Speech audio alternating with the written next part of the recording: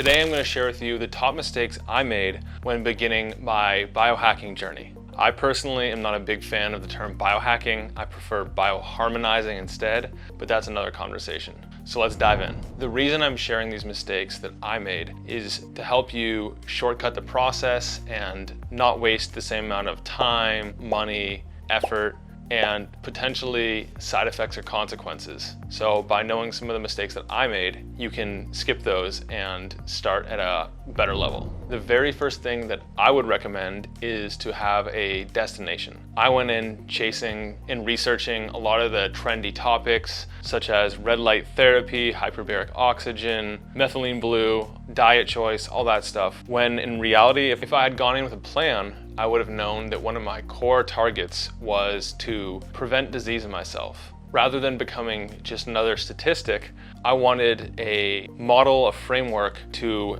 actually take my health in my own hands and to improve it. For most biohackers, that's just following the latest scientific headline and perhaps even taking the conclusions as gospel. But as we'll discuss in 1 second, that's not a very good idea. Instead, what I eventually realized is that I had a different destination in mind. My destination was preventative health. So I began surveying the landscape to see why had no one else thought of this? Why was no one else focused on prevention first? And as it turns out, they were. I came across traditional Chinese medicine, read a couple books on it. The early traditional Chinese scholars were actually getting their concepts from another system called Ayurveda, which is an ancient Indian prevention-based health science. So I began studying that. And as it turns out, they had answers to a lot of the things that modern science still struggles with, only they have written record of their solutions dating back 5,000 years. That includes the pro-metabolic, bioenergetic approach to health and digestion. That includes the importance of early morning light exposure and circadian rhythm. They were writing about these things thousands of years ago. So by studying those old systems, it gave me another perspective, another lens to filter the latest biohacks through. So I could determine ultimately what the potential upside to downside ratio would be. There are lots of cool, promising biohacks, but at the same time, many of them struggle with potential safety concerns. One of the themes I discovered very early on is that a lot of the medical research that gets published is not only reproducible, meaning that other researchers cannot produce the same results given the same materials and methodology. But the whole point of research is to study averages. And if you are exactly average across the board, then it might translate to you if you don't have the conditions that sometimes are studied also. But for the most part, there's a fantastic book called Biochemical Individuality by Roger Williams, where he documents so-called average people and really how much tremendous variability there is from one person to the next in terms of organ size and enzyme function. Any facet of being human, he breaks down the variability around that. So just because a study concludes something doesn't mean that you'll necessarily get those same benefits. Then you have the other issues of whether or not the study was adequately powered to make certain conclusions. You have the issue of epidemiological observational research being extremely easy to manipulate and to discard data that doesn't fit the researcher's hypothesis, as we see time and time again. You have the intentional deceptive wording, such as the concepts of absolute versus relative risk, which has led the chief editors and heads of certain really large journals, such as the prestigious New England Journal of Medicine, to come out and say that a lot of the research that's published these days just cannot be trusted. So instead of blindly trusting the latest published research, a lot of biohackers run quantified self-experiments, and they use devices like the Apple Watch, the Garmin, Fitbit, Whoop, BioStrap, Ultrahuman, all these devices to run their own experiments and see what works for them. And those can be very helpful to give you quantitative data, numbers, HRV, resting heart rate, pulse ox, all those. Yet for some reason, the world of biohacking completely overlooks the whole world of qualitative biomarkers. Things like the way you feel, the level of energy you wake with, your mindset, your stress levels, and those sometimes can show up in the quantitative biomarkers and other times not. Plus, all these devices have very questionable accuracy for a lot of the different biomarkers they capture, particularly when it comes to sleep stages. Paper after paper show that the sleep stage detection of even the best, fanciest wearables are highly inaccurate compared to the gold standard sleep labs. Plus, learning to actually feel is the original form of data collection. Our conscious mind is only aware of a tiny fraction of all of the information that surrounds us and that we're processing. And in the bridge between the conscious and unconscious and subconscious is the world of emotions and feeling. It's not popular to talk about in the biohacking world, but even some of the big names like Dr. Peter Attia and Dr. Andrew Huberman have come out and recorded a bunch of episodes on the importance of emotional health. And in Dr. Peter Attia's book, Outlive, he dedicated an entire chapter to it. Simply put, that's because your emotions and thoughts and feelings all directly influence biochemical pathways throughout the body. For example, if I tell you to close your eyes and think of a big, juicy lemon, cut it down the middle with a knife, and now take that lemon and squeeze it in your mouth. If you actually visualize that, after a couple seconds, you'll notice that your mouth is starting to salivate.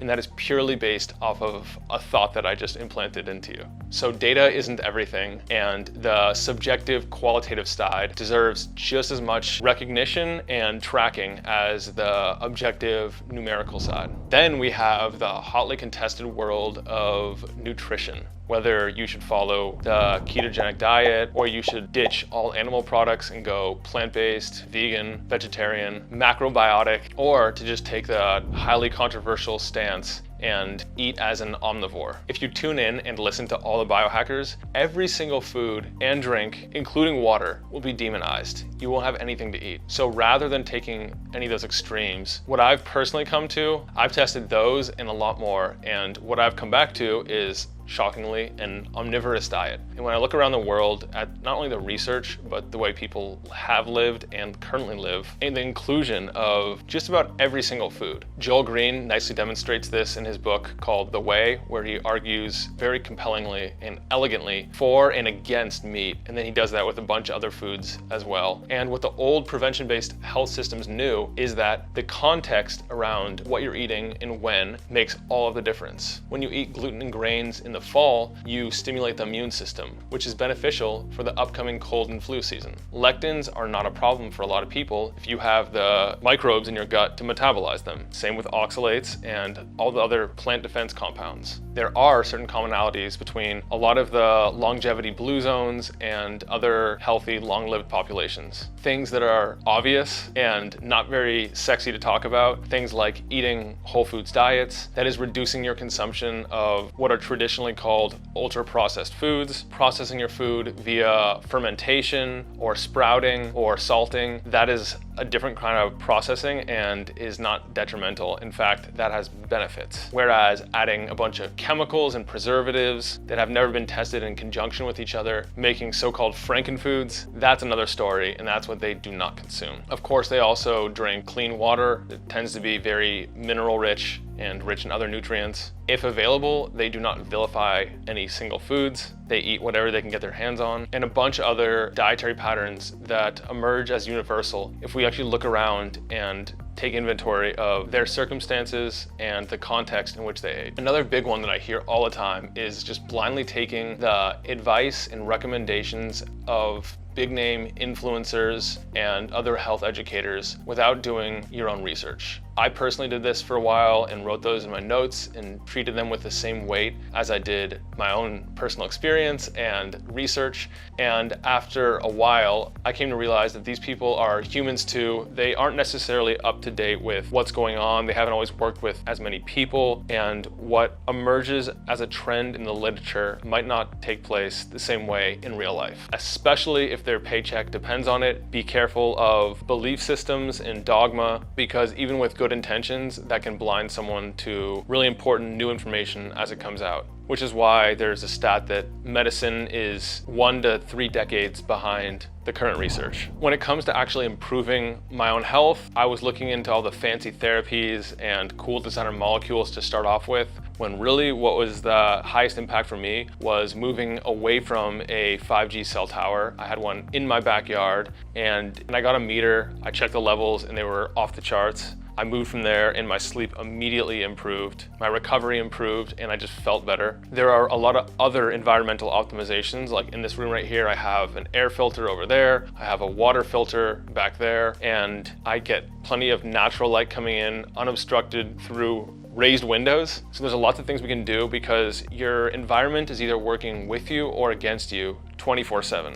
And the most important room to optimize is the bedroom. So that is a good low-hanging place to optimize, because once you do that once, you put in the time, the energy, the finances, those optimizations stay with you for life, and they don't even require any ongoing effort. For the most part, you install them and then you just forget about them. These days, we also hear a lot about the importance of exercise. While I agree, and exercise has been a big part of my own routine for as long as I can remember, I think that beyond exercise, much more important is movement. And we see that same thing in the blue zones and other longevity hotspots. Even if you don't have dedicated 60, 90 minutes 4 times a week in the gym, your health and fitness can still improve dramatically just from having lots of low-level movement throughout the day. Walking, rucking, swimming, things like this that aren't traditionally called workouts can add up dramatically and, in my opinion, are higher leverage. Although what's optimal is to layer on lots of low level with occasional bursts of intense exercise. I hate to admit it, but I was also part of the crowd for a long time that said, I'll sleep when I'm dead, sleep's for the weak, it's not very important. I would sleep 5-6 hours and do my best to get away with it. I experimented with what's called polyphasic sleep, or sleeping for multiple periods every 24 hours instead of the 7 to 9 hours that most people do. Ultimately, I liked it because it freed up time, but I was not convinced that this is gonna be safe or healthy. And most importantly, if I missed any of those periods, if I missed a nap, it would just derail me for days, if not weeks afterward. So I stopped that, and I'm very glad that I did. Another area that I wish I knew earlier was to focus on the select few root causes. There are certain things that underlie most issues, or lack of performance, lack of health, and by taking a little bit of time to focus on those first, oftentimes the higher level symptoms just melt away. Some of the big ones are subclinical infections, whether parasites or with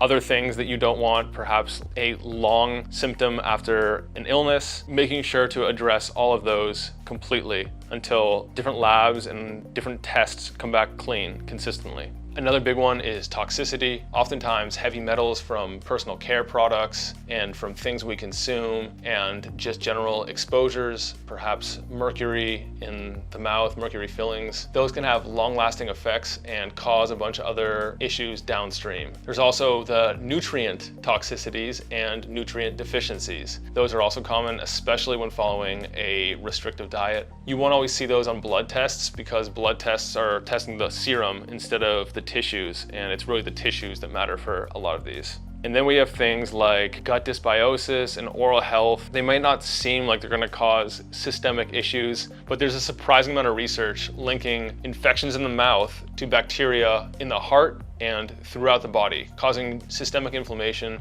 and lots of other issues. So no matter what your health issue is, I suggest you look into the root causes first. And I wrote an article on some of the most common root causes to start with. So if that's interesting to you, go ahead and check out the description below where I'll put a link to that article. When it comes to supplements, I'm a big fan, and I use all kinds for everything from athletic performance to helping my sleep to cognition. And yes, I take breaks from all of them to make sure that I don't become dependent or reliant on them, but they help. It's a nice way of getting an extra little bit of boost out of whatever it is that I'm targeting. And fairly recently that I realized the importance of minerals in all this. So if I was to go back and start over again, I would focus on getting my mineral levels right first, getting a good clean ionic mineral to cover my bases. And then on top of that, I would add some vitamins to make sure I'm getting plenty of those. Then, and only then, would I look at the more fancy, flashy designer molecules, but not until then, because that is the foundation. If you don't have those set, the other things just won't work as well if they work at all.